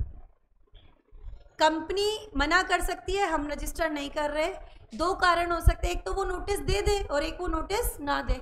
Notice देगी तो 30 दिनों के अंदर वो अपन को बताएगी और उसके 30 दिनों के अंदर अंदर अपन आगे अपील कर सकते हैं। अगर नोटिस नहीं दिया कंपनी ने तो हम 60 days of delivery of deed के अंदर अपील कर सकते हैं। अपील किसको जाएगी, ट्रिब्यूनल को। क्लियर है क्या, बताओ। दूसरा केस अगर हम बात करें कैसी, पब्लिक कंपनी। पब्लिक कंपनी में भी हो सकता है कि नोटिस दिया हो या ना दिया हो। अगर नोटिस देगी तो वही 1 महीने के अंदर नोटिस देगी, लेकिन अपील करने का पीरियड हो जाएगा 60 डेज। और अगर नोटिस नहीं आया तो 90 days from the delivery deed, delivery of the transfer deed. देखो जो पीरियड अपील का 30-60 दिया हुआ है ना प्राइवेट कंपनी में, पब्लिक में वो पीरियड है 60-90। 30-60 का पीरियड किस में है, प्राइवेट कंपनी में, और पब्लिक में कितना है अपील का पीरियड, 60-90। ये डिफरेंस है। और इस पे भी क्या आता है आपका, केस स्टडी बन के आती है टाइम पीरियड के अकॉर्डिंग। तो याद रखना है प्राइवेट में कितना पीरियड है, 30-60, और पब्लिक में कितना है, 60-90। अपील का पीरियड पूछा जाता है, कितने समय में आप अपील कर सकते हो। तो भाई नोटिस आया तो भाई 30 डेज किसके होते हैं, on the receipt of notice, और ये 60 डेज किसके हैं, delivery of deed, delivery of deed. क्योंकि वहाँ तो नोटिस आया ही नहीं है ना, हमने डीड फाइल की थी, उसके बाद हमारे पास कोई इंटीमेशन नहीं है। तो within 60 days of the delivery of the transfer deed. Clear है क्या, बताओ बेटा। उसके बाद में क्या होगा, ट्रिब्यूनल दोनों पार्टीज़ की सुनवाई करेगी, जैसा सही लगेगा वैसा ऑर्डर पास करेगी, और ट्रिब्यूनल के ऑर्डर को कंपनी को फॉलो करना है within a period of 10 days. Clear है। चलो वापस एक बार रिवाइज करते हैं, क्या पढ़ रहे हैं अपन, transfer of share. Section number चल रहा है हमारा 56। क्या करना होता है देखो, ट्रांसफरर ट्रांसफरी, 2 पार्टीज, मैंने अपने शेयर ट्रांसफ़र किए आपको, ठीक है, हमारे बीच में बनेगा एक कॉन्ट्रैक्ट जिसको क्या बोलेंगे, ट्रांसफर डीड। ट्रांसफर डीड हमारी साइंड होनी चाहिए bye both the parties, dated and stamped. ठीक है, ये ट्रांसफर डीड हम फाइल करेंगे with in a period of 60 days. किसके पास, कंपनी के पास। अगर ट्रांसफरर यानी मैंने फाइल की है और शेयर्स पार्टली पेड अप है, कंपनी नोटिस देगी उस बंदे को, ट्रांसफरी को, तुझे कोई दिक्कत तो नहीं है, तकलीफ है, कितने में बताओ, 2 हफ्ते के अंदर अंदर। ठीक है, अगर उसकी तरफ से कोई ऑब्जेक्शन नहीं आया तो दैट्स ओके। अगर मेरी डीड 60 दिन के बाद हम दोनों डिलीवर करते हैं या डीड हमारी खो चुकी है, कंपनी हमसे इंडेमनिटी बॉन्ड भरवा सकती है। और ये डीड हमने फाइल कर दी कंपनी के पास। कंपनी के पास डीड फाइल होगी, उसके 1 महीने के अंदर अंदर कंपनी क्या करेगी, नए शेयर सर्टिफिकेट जारी कर देगी और इसको ट्रांसफ़र को रजिस्टर कर देगी। ठीक है, दूसरा केस क्या है, कंपनी मना भी कर सकती है। कंपनी ने मना किया, 2 तरीके की company, private company, public company. पहला केस किसका ले रही हूँ, प्राइवेट कंपनी। कंपनी ने मना किया, 2 सिनेरियो हो सकते हैं, नोटिस दिया, नोटिस नहीं दिया। अगर नोटिस दिया तो कंपनी 1 महीने के अंदर हमें बताएगी कि हम मना कर रहे हैं, हम नहीं रजिस्टर कर रहे हैं। उसके 1 महीने के अंदर अंदर हम अपील कर सकते हैं किसके पास, ट्रिब्यूनल के पास। लेकिन अगर नोटिस नहीं आया तो अपील कर सकते हैं within a period of 60 days of the delivery of transfer deed. Public company पे आ जाओ। पब्लिक कंपनी में रिफ्यूज़ल के बहुत सॉलिड ग्राउंड होने चाहिए। क्यों, क्योंकि यहाँ पर ट्रांसफ़र अनरेस्ट्रिक्टेड होता है। ठीक है, बहुत सॉलिड रीज़न होना चाहिए, अदरवाइज आप ऐसा काम नहीं कर सकते। पब्लिक कंपनी के केस में मना किया, वही 2 सिनेरियो, नोटिस दे दिया, कंपनी हमें नोटिस देगी 30 दिनों के अंदर अंदर, हम आगे अपील करेंगे 60 दिनों के अंदर अंदर। नोटिस नहीं आया तो 90 दिन। 90 दिन कब से, from the date of delivery of transfer deed. मामला गया ट्रिब्यूनल के पास, अपील गई हमारी, ट्रिब्यूनल जैसा चाहिए वैसा, जैसा सही लगे ऑर्डर पास कर सकती है। ठीक है, और ऑर्डर जो उन्होंने पास किया है उसको immediately with in a period of 10 days आपको फॉलो करना पड़ेगा। क्लियर है क्या, बताओ। ये हमने किसके बारे में पढ़ा, ट्रांसफ़र के बारे में। मैं तुम्हें पहले पूरा टॉपिक समझाऊंगी, उसके बाद में हम लेंगे ICI से। ये ट्रांसफ़र का टॉपिक पूरा समझ के फिर लेंगे। आई थिंक यहाँ तक सबको समझ में आ गया। अब इसके बाद में क्या आया, transmission of share. First transfer तक कराऊंगी, उसके बाद लेंगे अपन transmission of share. Transmission of shares बेटा 3 केस में हो सकता है। ट्रांसफ़र तो आप अपनी इच्छा से करते हो, वॉलंटरी होता है। ट्रांसफ़र अपन अपनी इच्छा से करते हैं, दैट इज़ वॉलंटरी। और ट्रांसमिशन होता है कंपलसरी, मजबूरी में ट्रांसफ़र हो रहा है तो उसको बोलते हैं ट्रांसमिशन। 3 केसेस में होता है, लिख लो चाहे तो, death, insolvency, lunacy. Death, insolvency, lunacy, 3 जगह ट्रांसफ़र होते हैं ना शेयर्स 3 केस में, तो उसके लिए वर्ड यूज़ होता है तुम्हारा ट्रांसमिशन। डेथ और इंसॉल्वेंसी और ल्यूनेसी। डेथ के केस में शेयर चले जाएंगे लीगल रिप्रेजेंटेटिव को, है ना। इंसॉल्वेंसी के केस में शेयर्स चले जाते हैं ऑफिशियल रिसीवर के पास, और ल्यूनेसी के केस में जाएंगे एडमिनिस्ट्रेटर के पास। ये भी कोर्ट का ऑफिसर है भाई, एडमिनिस्ट्रेटर। 2 ऊपर वाले तो पढ़े हुए ही, पढ़ते ही आ रहे हो, नीचे वाला ही तो नया है। ल्यूनेसी में क्या आएगा, एडमिनिस्ट्रेटर के पास जाते हैं। वो एडमिनिस्ट्रेटर भी किसका ऑफिसर है, कोर्ट का। इन 3 केसेस में हम बोलते हैं क्या हो गया, शेयर्स का transmission. It is different from voluntary transfer. In this case, a person become entitled to share by operation of law. By operation of law. Compulsion है, law कहता है कि इन केसेस में आपके शेयर्स जो है वो ट्रांसफ़र हो गए। डेथ के केस में किसको ट्रांसफ़र, लीगल रिप्रेजेंटेटिव। ठीक है, इंसॉल्वेंसी में किसको ट्रांसफ़र, ऑफिशियल रिसीवर। ठीक है, और लास्ट केस ल्यूनेसी में किसको ट्रांसफ़र, एडमिनिस्ट्रेटर, है ना। कोई ट्रांसफ़र डीड की ज़रूरत नहीं है, सीधे क्या जाएगा, death share certificate along with succession certificate या डेथ सर्टिफिकेट। शेयर सर्टिफिकेट के साथ में क्या भेजोगे, या तो डेथ सर्टिफिकेट या सक्सेशन सर्टिफिकेट आप भेज देते हो। ट्रांसफर डीड तो बेटा हो ही नहीं सकती ना एग्जीक्यूट, मरा हुआ साइन करने थोड़ी ना आएगा, दोनों के साइन चाहिए, याद करो। ट्रांसफर डीड के ऊपर दोनों बंदे के साइन चाहिए होते हैं, ट्रांसफरर और ट्रांसफरी। अब ट्रांसफरर के साइन कहाँ से लाएंगे? No instrument of transfer is needed, no instrument of transfer is needed. तो ये ट्रांसफर डीड की जरूरत नहीं है, सीधे on the receipt of intimation company registers the securities in the name of legal representative, official assignee या receiver. तीसरा तुम ऐड कर दो एडमिनिस्ट्रेटर, तीसरा ऐड कर लो एडमिनिस्ट्रेटर, एडमिनिस्ट्रेटर। 3 केस होते हैं यहाँ, 2 दिया हुआ है, तीसरा भी आप डालो एडमिनिस्ट्रेटर। ठीक है, आगे क्या दिया देखो, no voting right until the name is registered. जब तक कि आपका नाम नहीं आ जाता उसकी जगह, तो आपको कहाँ से वोटिंग राइट मिलेंगे? नहीं मिल पाएंगे ना। तो no voting right until your name gets registered. Clear है क्या? बताओ, ये बात की हमने किसके बारे में? ट्रांसमिशन। अब आया फॉर्ज्ड ट्रांसफर। फॉर्ज्ड मतलब पता है ना, फॉर्जरी। फॉर्जरी मतलब जाली सिग्नेचर मारना, यही पढ़ा था ना अपन ने। फॉर्ज सिग्नेचर किए गए हैं किसके? ट्रांसफरर के। ठीक है, अब देखो क्या हो सकता है सिनेरियो। अब सिनेरियो क्या है यहाँ पर देखो, transfer of share where transfer signatures are forged on the transfer deed. किसी ने ट्रांसफर डीड बनाई है, अपने नाम पे ट्रांसफ़र करवा रहा है और ट्रांसफरर के नकली सिग्नेचर, जाली सिग्नेचर मार दिए। अब आपको पता होता है ना बेटा, forgery is at nullity. Forgery में किसी को कोई ओनरशिप नहीं मिलती। तो यहाँ पे क्या माना जाएगा? जो ओरिजिनल शेयर होल्डर है वही शेयर होल्डर बना रहेगा, बना रहेगा कि नहीं रहेगा? बताओ। वो कह सकता है कंपनी से कि अगर आपने ट्रांसफ़र कर भी दिया है ना शेयर, किसको? दूसरे बंदे को, तो उसको कैंसिल करो, शेयर सर्टिफिकेट मेरे नाम से ही रहेगा। ठीक है, अब इसको शेयर से तो आप रोक नहीं सकते। और सपोज करो जिस बंदे को उसने ट्रांसफ़र कर दिया आगे, फॉर्ज किए सिग्नेचर और ट्रांसफ़र कर दिया किसी बोनाफाइड बंदे को, तब लॉ कहता है कि भाई उसको भी प्रोटेक्ट करो।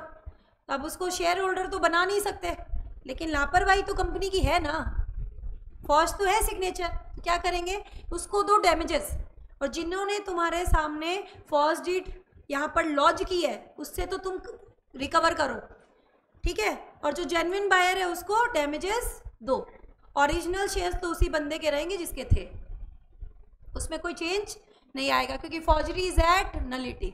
फॉर्जरी में किसी को कोई टाइटल नहीं मिलती। क्या लिखा है देखो, it is void ab initio, void from the beginning, original owner continues to be the member. Shares जिसके थे उसी के रहेंगे, जाली सिग्नेचर से कोई फर्क नहीं पड़ता। If company registered transferee as member. अब ये सिनेरियो आ रहा है कि कंपनी ने क्या किया, वो जो बंदा था ट्रांसफरी उसको क्या कर दिया? शेयर्स इशू कर दिए। अब क्या हुआ? उसको मेंबर की तरह रजिस्टर कर लिया। ओरिजिनल मेंबर क्या कह सकता है? कंपनी को कंपेल कर सकता है कि मेरा नाम दोबारा से ROM में डालो। ये बंदा जो है ये झूठ बोल रहा है, मेरे सिग्नेचर जाली हैं, इसका नाम हटाओ और मेरा नाम दोबारा से रजिस्टर ऑफ मेंबर में डाल दो। ठीक है, दूसरा क्या बोल रहा है? Company cancel the share certificate of the transferee. जाली है ना, तो भाई इसके थ्रू अगर शेयर सर्टिफिकेट जारी करवा भी लिया तो उसको कैंसिल करो। भाई एक शेयर्स का जो क्वांटम है उसके लिए 2 बंदे थोड़ी ना हो सकते हैं। आप तो कह रहे हो ओरिजिनल वाला ही रहेगा, तो जो नए वाले को शेयर सर्टिफिकेट दिया उसको कैंसिल करो। तीसरा क्या कहता है? If the transferee transfer to the innocent purchaser, new purchaser will not be entitled to securities but he has right to claim the damages from the company. एक सिनेरियो से बताती हूँ, देखो एक है मिस्टर ए और एक है मिस्टर बी। मिस्टर ए जो है उनको मैं एक बार वर्ड यूज कर रही हूँ ट्रांसफरर। इसके नाम से शेयर्स हैं, कितने शेयर्स हैं? सपोज करो 100 शेयर्स हैं। ठीक है, एक ट्रांसफर डीड बनाई गई, बी जो है वो फ्रॉड कर रहा है। क्या करता है? ए के जाली सिग्नेचर मार देता है, मतलब फॉर्जरी। खुद के सिग्नेचर तो कर ही सकता था, खुद के साइन मार लिए और ए के जाली सिग्नेचर मार लिए, स्टैंप लगवा दी, डेटेड है ये, और ये इंस्ट्रूमेंट इसने कहाँ फाइल कर दिया? कंपनी के पास। अब क्या चक्कर पड़ा? कंपनी पकड़ नहीं पाई, कंपनी पकड़ नहीं पाई और कंपनी ने ट्रांसफरी को एज अ मेंबर रजिस्टर कर दिया, मतलब अब अपने कंपनी के रजिस्टर ऑफ मेंबर में ए की जगह नाम किसका आ गया, बी का आ गया। अब हमारा ओरिजिनल बंदा कौन है, ए। अब ए कंपनी से क्या बोलेगा कि ये तो मेरे जाली सिग्नेचर है, जेन्युइन ऑनर तो मैं ही हूँ, आप एक काम करो, आप रजिस्टर ऑफ मेंबर से बी का नाम हटा के मेरा नाम लाओ, पहला पॉइंट। कहेगा कि नहीं कहेगा, बताओ, कहेगा। दूसरा क्या बोलेगा कि बी को आपने शेयर सर्टिफिकेट जारी कर दिया है, उसको क्या करो, कैंसिल करो, this is your second point. कहेगा कि नहीं कहेगा, बताओ। तीसरा क्या कहेगा, तीसरा पॉइंट कह रहा है कि अगर ट्रांसफरी ने यानी कि बी ने जाली सिग्नेचर के थ्रू लेने के बाद में सी को ट्रांसफ़र कर दिए शेयर्स, और सी है अपना कैसा, बोनाफाइड, पैसे दे करके शेयर्स खरीद रहा है, and has no knowledge of fraud, innocent बंदा है। अब भाई इसकी तो कोई गलती नहीं है ना, लेकिन इसको शेयर्स तो नहीं मिल सकते क्योंकि forgery is null and void, shares तो मिस्टर ए के ही रहेंगे।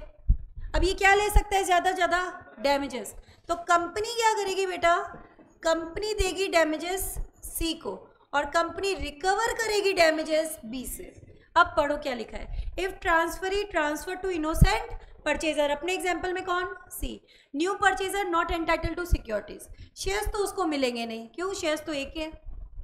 आगे क्या बोला, but right to claim damages from company, ये कंपनी से डैमेजेस ले सकता है ना। और कंपनी क्या करेगी, right to recover damages from the depositor of forged deed, that is B.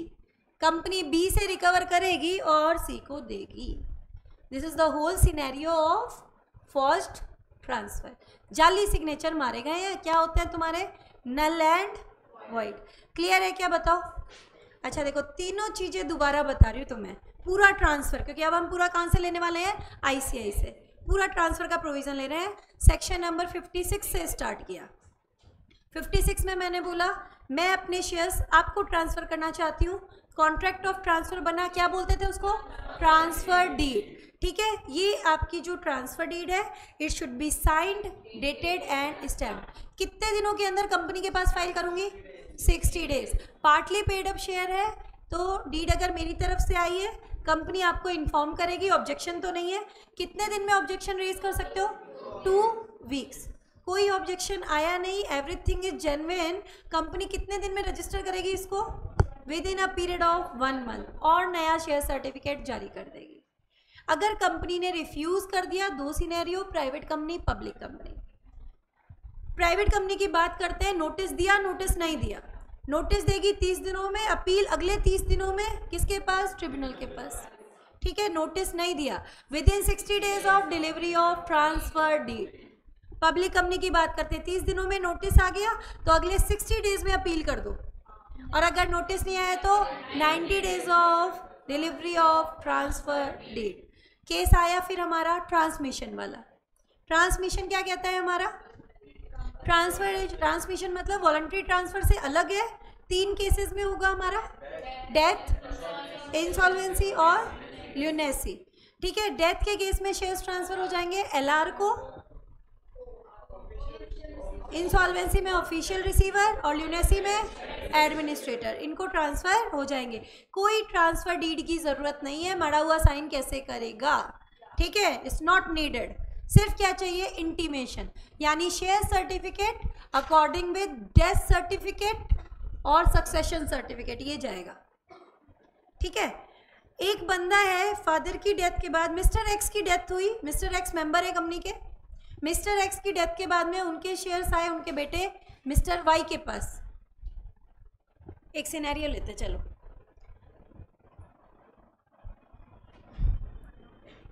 अगर सपोज करो, आंसर करना मुझे है ना, मिस्टर एक्स जो है वो कंपनी के मेंबर है, ROM में नाम एक्स का आ रहा है, डेथ हो गई, डेथ के बाद में इसके शेयर्स गए इसके बेटे वाई के पास। ये है आपका लीगल रिप्रेजेंटेटिव। अभी तक इसका नाम रजिस्टर ऑफ मेंबर में नहीं आया है, कंपनी को इसकी जानकारी नहीं थी, अभी तक चेंज नहीं हुआ। ठीक है, ये वाई जो है ये ट्रांसफ़र करता है शेयर्स, Z को, ठीक है। He can do it, he can do it, वो कर सकता है, जबकि ऑलरेडी अभी वो मेंबर नहीं है, ठीक है। क्या देना पड़ेगा इसको, शेयर सर्टिफिकेट, अलॉन्ग विथ क्या देगा, सक्सेशन सर्टिफिकेट, और ये जो है ना मेंबर नहीं होते हुए भी इन शेयर्स को आगे किसी और को ट्रांसफ़र कर सकता है, जबकि अभी इसका नाम जो है वो नहीं आ रहा है रजिस्टर ऑफ मेंबर में। ऐसा एक एग्जांपल आईसीआई हमको देगा। यहाँ तक समझ में आया। उसके बाद में हमने बोला फॉर्स ट्रांसफ़र, मतलब किसी ने ट्रांसफर के जाली सिग्नेचर किए और कंपनी के पास ट्रांसफ़र डीड लॉन्च कर दी। कंपनी भी पकड़ नहीं पाई, उसने क्या किया, इसको रजिस्टर कर दिया और उस बंदे का नाम जिसने फौजरी करी है उसका नाम के डाल दिया एज अ मेंबर, ठीक है। अब आरओएम में नाम आ गया। अब हमारा ओरिजिनल शेयर होल्डर अपने एग्जाम्पल में क्या कहता है कि भाई पुराने वाले का नाम हटाओ, उसको जो शेयर सर्टिफिकेट जारी किया उसको कैंसिल करो।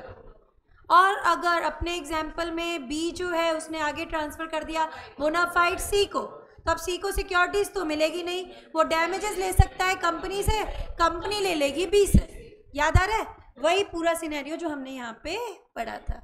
अब ये पूरा टॉपिक अपन लेंगे कहाँ से, आईसीआई से। आई होप समझ में आया ना। चलो अब इससे ले लेते एक बार। सेक्शन नंबर 56, इसका इन्होंने एक है ना चार्ट इन्होंने भी बनाया है, वो भी इजी सा ही है। ये देखो, instrument of transfer in proper form, और ये फॉर्म क्या है तुम्हारा, SH4 है, SH4 आगे लिख के भी आ रहा है यहाँ पे देखो। Instrument of transfer to be in proper form, dated, stamped, signed by both the parties, और इसमें आप ट्रांसफरी की डिटेल भेजते हो, name, address and occupation of transferee. क्यों, रजिस्टर ऑफ मेंबर में एंट्री जाएगी ना, डिटेल चाहिए ना ट्रांसफरी की, तो रजिस्टर ऑफ मेंबर में एंट्री जाएगी, name, address, occupation of transferee, delivered to company within a period of 60 days, share certificate साथ में या फिर लेटर ऑफ अलॉटमेंट। अगर खो गया तो क्या भर के दो, indemnity bond.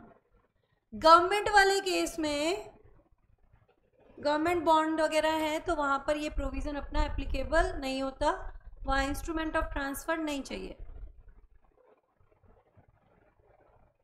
According to section number 56, company shall not register a transfer of securities or interest of member in case of company having no share capital unless proper instrument of transfer in prescribed form SH4 duly stamped, dated, executed by or on behalf of transferor and the transferee। इसमें साथ में आप क्या भेजते हो, specifying the name, address, occupation of the transferee. कितने दिनों के अंदर, within a period of 60 days it will be delivered to the company along with the certificate, और अगर सर्टिफिकेट नहीं है तो along with the letter of allotment, along with the letter of allotment. वही चीज़ है, बस यहाँ थ्योरी फॉर्म में लिखी है और वहाँ चार्ट में दे दी थी। Instrument of transfer, transfer deed SH4 में बनेगी, it should be dated, signed and stamped, ठीक है। ट्रांसफरी की डिटेल साथ में भेजोगे, आरओएम में एंट्री होनी है क्योंकि within a period of 60 days आपने भेजा अलॉन्ग विद शेयर सर्टिफिकेट और द लेटर ऑफ अलॉटमेंट। आगे क्या बोला, where instrument of transfer is lost और नॉट डिलीवर्ड, अगर आपका इंस्ट्रूमेंट जो है वो खो गया है या 60 दिनों के बाद में डिलीवर किया गया है, आफ्टर द प्रिस्क्राइब्ड पीरियड आपने फाइल किया है, तो क्या करना पड़ेगा, इंडेमनिटी एज द बोर्ड में थिंग फिट, इंडेमनिटी बॉन्ड आपसे भरवा लिया जाएगा कि कल को आपकी वजह से कंपनी को कोई नुकसान हुआ ना तो उसकी भरपाई आप करोगे। क्लियर है क्या बताओ।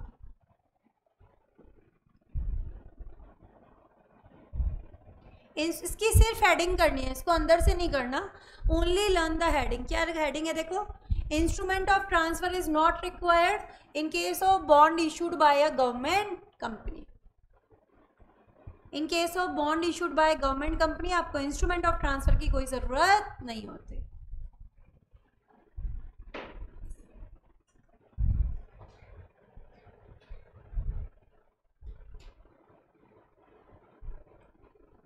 ये एग्जेम्पशन गवर्नमेंट कंपनी को सिर्फ तभी मिलेगी जब वो डिफॉल्टर नहीं है। वही हर जगह जो पढ़ते हो, should not have defaulted under the financial statement time पे फाइल की है, एनुअल रिटर्न टाइम पे फाइल की है, तो इंस्ट्रूमेंट ऑफ ट्रांसफर की ज़रूरत नहीं है। Power of company to register transmission of share not affected by section 56। अभी ये ट्रांसमिशन वाले पोर्शन पे आ गया। ट्रांसमिशन में क्या बोला?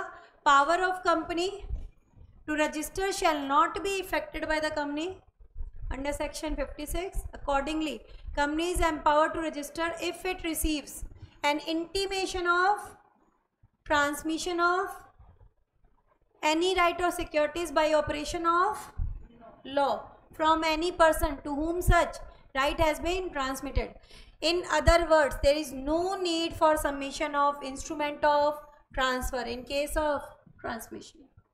Transmission bye operation of law होता है, ट्रांसफ़र होता है वॉलंटरी। तो बाय ऑपरेशन ऑफ लॉ हो रहा है तो आपको कोई ट्रांसफ़र डीड देने की ज़रूरत नहीं है, होगी भी नहीं है। आपको सीधे क्या देना होता है? Share certificate along with the succession और डेथ सर्टिफिकेट, ये चीज़ें ही देनी होती है।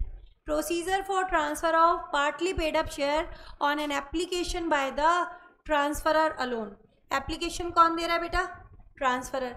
तो प्रोसीजर क्या है? कंपनी इंटीमेट करेगी उसको, ट्रांसफरी को, कि तुझे कोई आपत्ति तो नहीं है।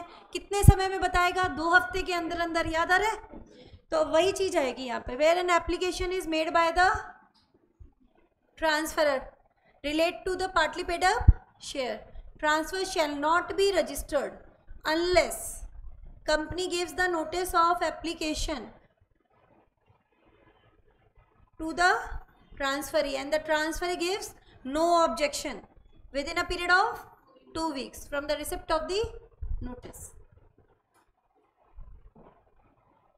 रूल के अंदर भी वही सेम चीज़ रिपीटेशन आ रही है। अब चाहो तो रीड आउट कर लो, बस एक फॉर्म नंबर एक्स्ट्रा दे दिया SH5, बाकी वही सेम है। यही रिपीटेशन है जो ऊपर आपने पढ़ा कि कंपनी तब तक रजिस्टर नहीं करेगी जब तक कि वो नोटिस ना दे दे। किसको देगी? ट्रांसफरी को। कितने समय में ऑब्जेक्शन उठा सकता है? 2 हफ्ते के अंदर अंदर।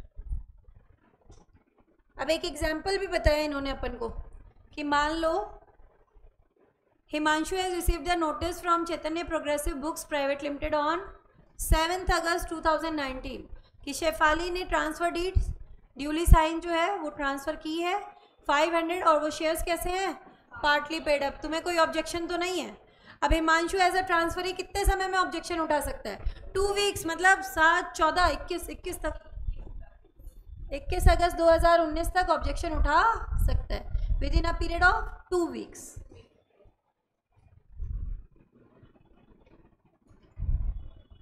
Time period for delivery of certificate, इसको लगाओ इम्पॉर्टेंट, क्योंकि ये टेबल आपसे MCQ की फॉर्म में भी पूछी जा सकती है। अलग अलग सिनेरियो लेके चलेंगे। एक तो देखो बेटा, नई कंपनी बनी हमारी, नई कंपनी हमारी बनी तो जो सब्सक्राइबर्स टू मेमोरेंडम होते हैं उन्हीं को मेंबर्स माना जाता है। प्राइवेट कंपनी में कम से कम 2 और पब्लिक में कम से कम 7 सब्सक्राइबर्स होने चाहिए। याद आ रहा है? फिर उनको शेयर्स दिए जाते हैं, बदले में देते हैं ना, अलॉट होते हैं शेयर्स।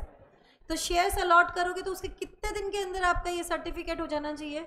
क्या दिया है देखो, time period for delivering the certificate of all securities allotted transfers और ट्रांसमिटेड। पहला वाला केस है जब आपकी कंपनी नई बनी है, जो सब्सक्राइबर्स टू मेमोरेंडम है उनको कितने समय के अंदर अंदर? Within a period of 2 months from the date of incorporation. आपकी कंपनी बनी है ना, उसके 2 महीने के अंदर अंदर आप उनको शेयर सर्टिफिकेट जारी कर दोगे with in a period of 2 months. फिर दूसरा आपका ऑप्शन क्या कहता है कि कंपनी आपकी IPO लेके आई या फिर लेकर आई FPO, उसके अंदर आपको शेयर्स अलॉट हुए हैं। कंपनी लेके आई इनिशियल पब्लिक ऑफर या फर्दर पब्लिक ऑफर, उसके थ्रू आपको शेयर्स अलॉट हुए हैं, तो पीरियड क्या रहेगा? Within a period of 2 months from the date of allotment. आपको शेयर्स अलॉट हुए ना, उसके कितने समय के अंदर अंदर? 2 महीने के भीतर भीतर। दूसरा सिनेरियो समझ में आया? पहले में कंपनी नई बनी, दूसरे में कंपनी आईपीओ या एफपीओ लेके आई, और तीसरा सिनेरियो क्या कहता है, आगे जाकर सेकेंडरी मार्केट में शेयर्स ट्रांसफर हो रहे हैं। इन केस ऑफ ट्रांसफर और ट्रांसमिशन, मेरे पास शेयर्स थे, मैंने आपको ट्रांसफर कर दिए, या फादर की डेथ के बाद में शेयर्स किसको मिले, उसके बेटे को मिले। अब कंपनी रजिस्टर करेगी with in a period of 1 month. ये जेन्युइन केस है जो अभी हमने पढ़ा, सेक्शन 56। याद करो, ट्रांसफर डीड 60 दिनों में भेजी थी और 1 महीने के अंदर कंपनी ने रजिस्टर किया था। वो ये वाला केस था, कौन सा, this one, transfer and transmission within a period of 1 month from the date of receipt of the company of the instrument of transfer और the intimation of transmission. Last case कहता है debenture के case में कितना है, 6 months, 6 months from the date of allotment, 6 months from the date of allotment.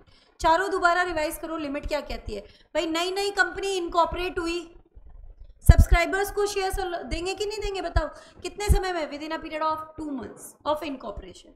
ठीक है, IPO FPO लेके आई तो within the period of 2 months of allotment of shares. Transfer transmission within a period of 1 month of the lodging of the transfer deed और of the instrument intimation of transfer transmission, death certificate वगैरह जब उनके knowledge में आएगा। और last बोला debenture के case में कितना, within a period of 6 months। सबसे बड़ी लिमिट दी हुई है डिबेंचर के केस में, within a period of 6 months। याद रहेगी लिमिट। अगर आपकी सिक्योरिटीज बेटा डिपॉजिटरी के पास हैं, डीमेट फॉर्म में है, तो क्या करेंगे, उसमें ये प्रोसेस चलता है। जैसे कंपनी जो है वो बताएगी किसको, डिपॉजिटरी को, और डिपॉजिटरी किसको बताती है, शेयर होल्डर्स को। देखो क्या लिखा हुआ है, where the securities are dealt in the depository, company shall intimate the details of allotment to the depository immediately on the allotment. और डिपॉजिटरी आगे किसको बताएगी, शेयर होल्डर्स को। डीमेट फॉर्म में होता है ना, तो फिर ये प्रोसीजर चलता है, एनएसडीएल और सीडीएसएल, आजकल यही चलता है बेसिकली। डायरेक्ट इंटीमेशन आती है,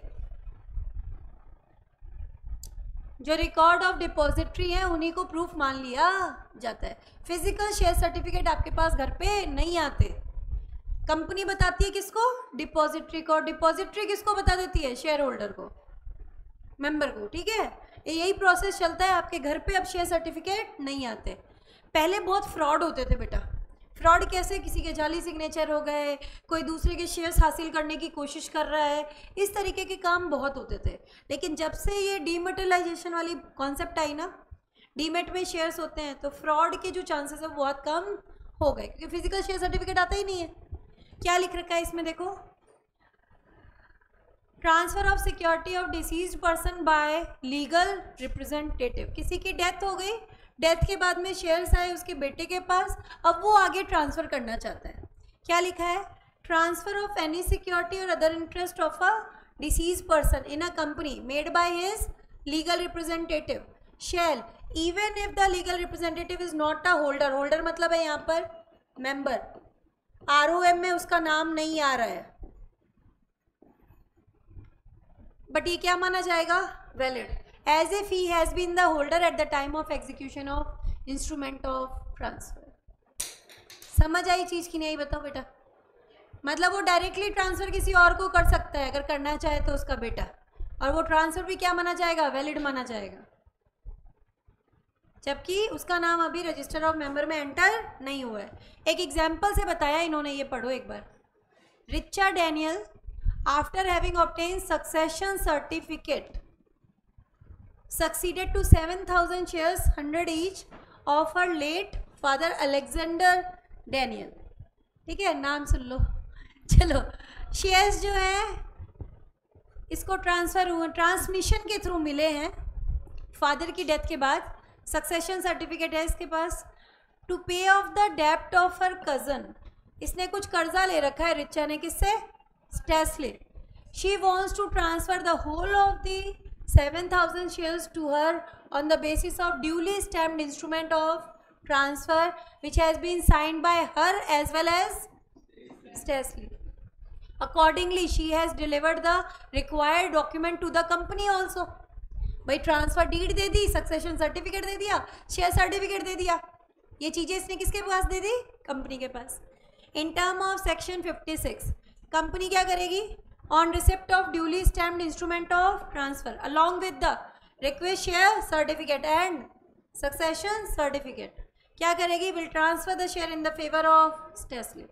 दस इवन दो अगर देखा जाए तो रिचर्ड डैनियल जो है legal representative of Alexander Daniel is not a holder of 7000 shares, ठीक है, as per the register of members. Transfer effected by her in the favour of her cousin is a valid transfer. ऐसा माना जाएगा कि उसी के नाम ROM में लिखा हुआ था। दूसरा ऑप्शन ये भी है कि वो खुद को भी तो रजिस्टर करा सकती है बेटा, करा सकती है नहीं करा सकती?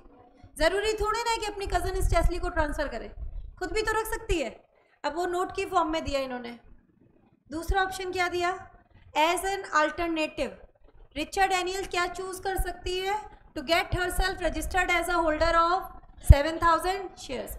उसके लिए क्या करना है? एप्लीकेशन देनी पड़ेगी कंपनी को, accompanied with the share certificate and the succession certificate. अब ये ट्रांसमिशन वाला केस है, ये तो खुद रख रही है ना अपने पास, तो ट्रांसफर डीड की ज़रूरत ही नहीं है।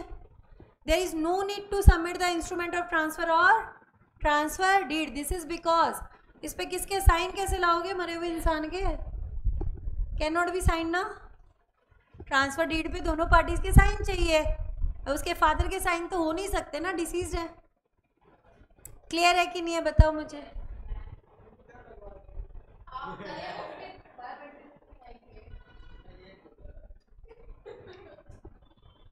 केसेस ऑफ ट्रांसमिशन, क्या ट्रांसमिशन के केसेस है? 3। एक तो आया डेथ, एक इंसॉल्वेंसी और एक ल्यूनेसी।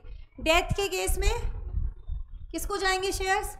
Legal representative. और इंसॉल्वेंसी के केस में ऑफिशियल रिसीवर। और ल्यूनेसी के केस में एडमिनिस्ट्रेटर। यही पढ़ा था अपन ने। पेनल्टी जो दी हुई है वो देखते हैं एक बार। इसकी पेनल्टी याद करनी है, ये क्वेश्चन में पूछी हुई है पेनल्टी अपनी। Company and every officer who is in default shall be liable to a penalty of 50,000 rupees. Liability of depository, depository की क्या लाइबिलिटी है? अगर डिपॉजिटरी या डिपॉजिटरी पार्टिसिपेंट जो ब्रोकर होते ना, जैसे अपना है ICICI सिक्योरिटीज, एंजल ब्रोकिंग, शेर खान नाम सुने, HDFC सिक्योरिटीज, ये all these are acting as DP, depository participant, ठीक है।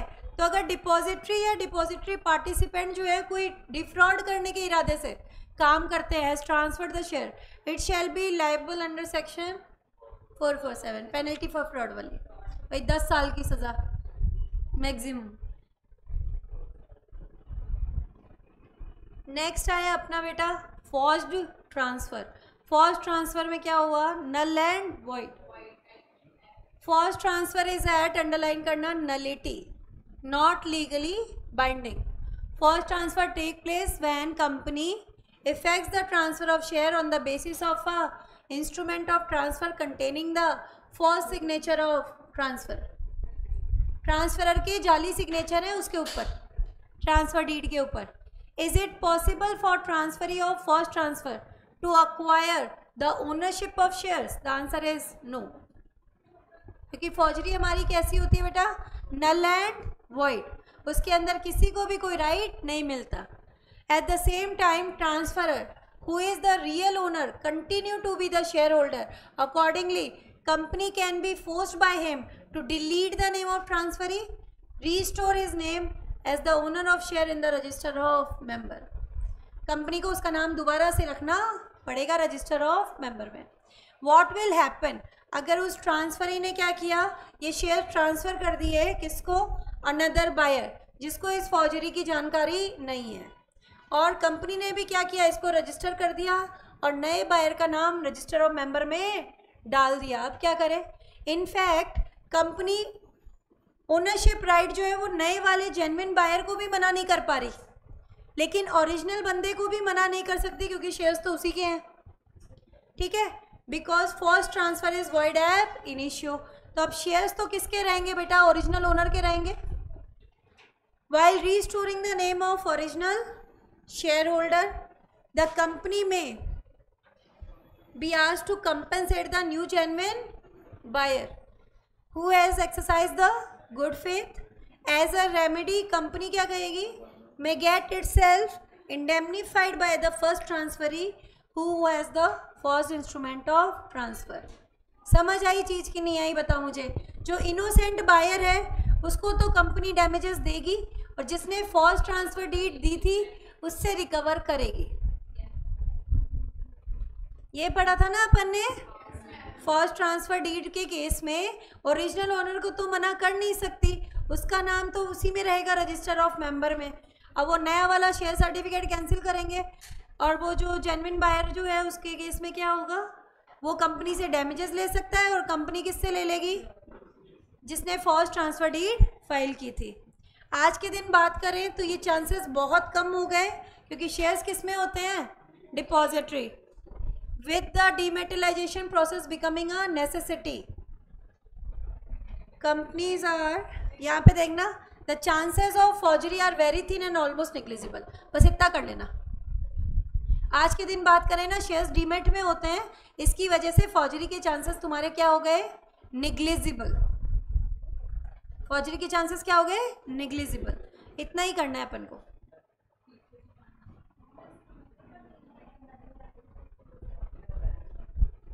Punishment for personation of share, punishment for personation of shares. Personation figure of speech पढ़ी थी बेटा लोअर क्लासेस में। हिंदी में अलंकार पढ़ा था, मानवीकरण अलंकार, उसी को इंग्लिश में बोलते हैं पर्सोनेशन, फिगर ऑफ पर्सोनेशन। मतलब कोई बंदा कुछ दिखाने की कोशिश कर रहा है लेकिन वो है नहीं, तो उसको बोला जाता है पर्सोनेशन। किसी का वेश धारण कर रहा है, दिखावा कर रहा है, जबकि वो रियलिटी में वो पर्सन है ही नहीं। जैसे एक है मिस्टर ए जिसके पास रिलायंस इंडस्ट्रीज लिमिटेड के 100 शेयर्स है। एक है मिस्टर ए जिसके पास रिलायंस इंडस्ट्रीज लिमिटेड के कितने शेयर्स है, 100 शेयर है। अब एक है मिस्टर एक्स जो ये दिखावा कर रहे हैं कि वो मिस्टर ए है, रियलिटी में नहीं है। मिस्टर एक्स ये पर्सोनेट कर रहे हैं, दिखावा कर रहे हैं कि वो मिस्टर ए हैं और ये 100 शेयर्स उनके हैं। अब वो ये दिखावा करके इन शेयर्स को रिसीव करने की कोशिश कर रहे हैं या इन शेयर्स पे जो बेनिफिट मिलता है जैसे डिविडेंड वगैरह है उनको पाने की कोशिश कर रहे हैं, तो फिर इसको बोला जाएगा पर्सोनेशन ऑफ शेयर्स। क्या कर रखा है, punishment for personation of shareholder. एक बंदा जो कंपनी का शेयर होल्डर नहीं है वो उसका रूप धारण करके कोशिश कर रहा है कि उन शेयर्स को प्राप्त कर ले या शेयर्स पे जो डिविडेंड वगैरह है उनको रिसीव कर ले गलत तरीके से, तो उसके लिए यहाँ पर पेनल्टी दी हुई है। क्या लिखा हुआ है देखो, एक बंदा जो है वो किसी दूसरे को धोखा देने के इरादे से पर्सोनेट करता है, दिखावा करता है कि वो क्या है, ओनर ऑफ सिक्योरिटी और इंटरेस्ट इन द कंपनी। जैसे अपने एग्जांपल में एक्स ये दिखावा कर रहा है कि उसके पास रिलायंस इंडस्ट्रीज लिमिटेड के 100 शेयर हैं और वो मिस्टर ए है। ठीक है, आगे क्या हुआ, as an owner of any share warrant coupon issued in pursuance of companies act. किसी भी सिक्योरिटी का, इंटरेस्ट का, शेयर वारंट का खुद को होल्डर बता रहा है जबकि रियलिटी में नहीं है। देयर बाई ऑब्टेन्स और अटेम्प्ट्स, उसके बाद क्या करता है, कोशिश कर रहा है, ऑब्टेन एनी सच सिक्योरिटी और इंटरेस्ट और एनी सच शेयर वारंट और कूपन, कोशिश करता है इन शेयर्स को हासिल करने की। ये जो 100 शेयर है इनको प्राप्त करने की कोशिश कर रहा है, या फिर क्या कोशिश कर रहा है, रिसीव और attempt to receive any money due to such owner, जैसे डिविडेंड वगैरह का अमाउंट है उसको पाने की कोशिश कर रहा है, या तो शेयर्स को हासिल करने की कोशिश कर रहा है या शेयर से रिलेटेड क्या है, बेनिफिट है, उसको पाने की कोई कोशिश कर रहा है। ठीक है, तो यहाँ पर पेनल्टी लगेगी। पेनल्टी कितनी दी हुई है देखो, 1 साल से 3 साल की सज़ा हो सकती है और 1 लाख से 5 लाख तक का जुर्माना। लिख लो यहाँ पर,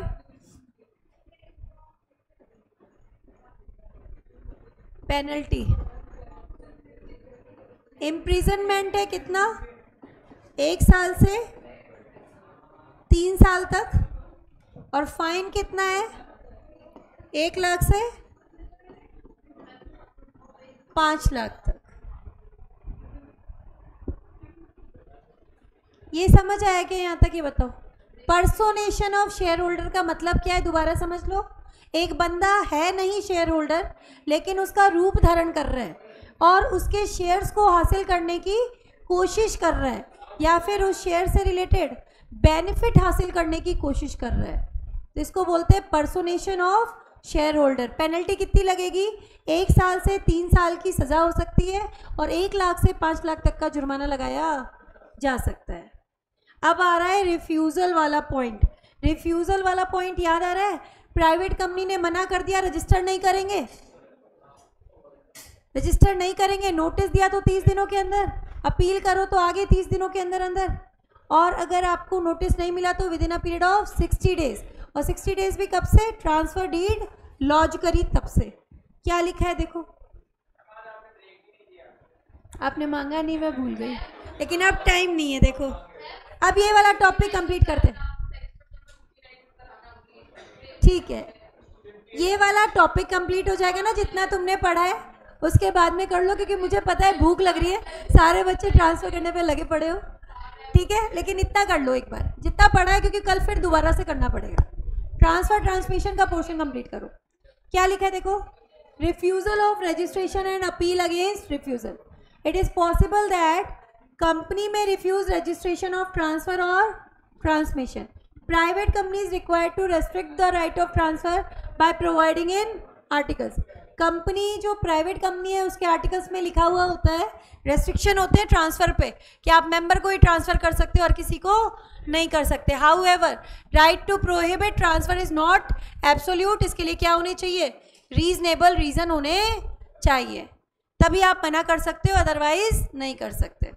क्या चीज़ दी है यहाँ पर देखो, सेक्शन 58 हमें बताता है कि क्या प्रोसीजर है, किस तरीके से आप अपील वगैरह कर सकते हो against such refusal. Notice of refusal to be send, क्या लिखा है देखो, private company limited by share मना कर दिया ट्रांसफर ऑफ को रजिस्टर करने से या ट्रांसमिशन को रजिस्टर करने से, then the company shall send notice of refusal to the transferor and the transferee within a period of 30 days। यहाँ पे ये दिया है कि भाई अगर मना करेगी तो 30 दिनों के अंदर अंदर दोनों पार्टीज ट्रांसफरर और ट्रांसफरी को बताएगी। Securities other interest in a public company,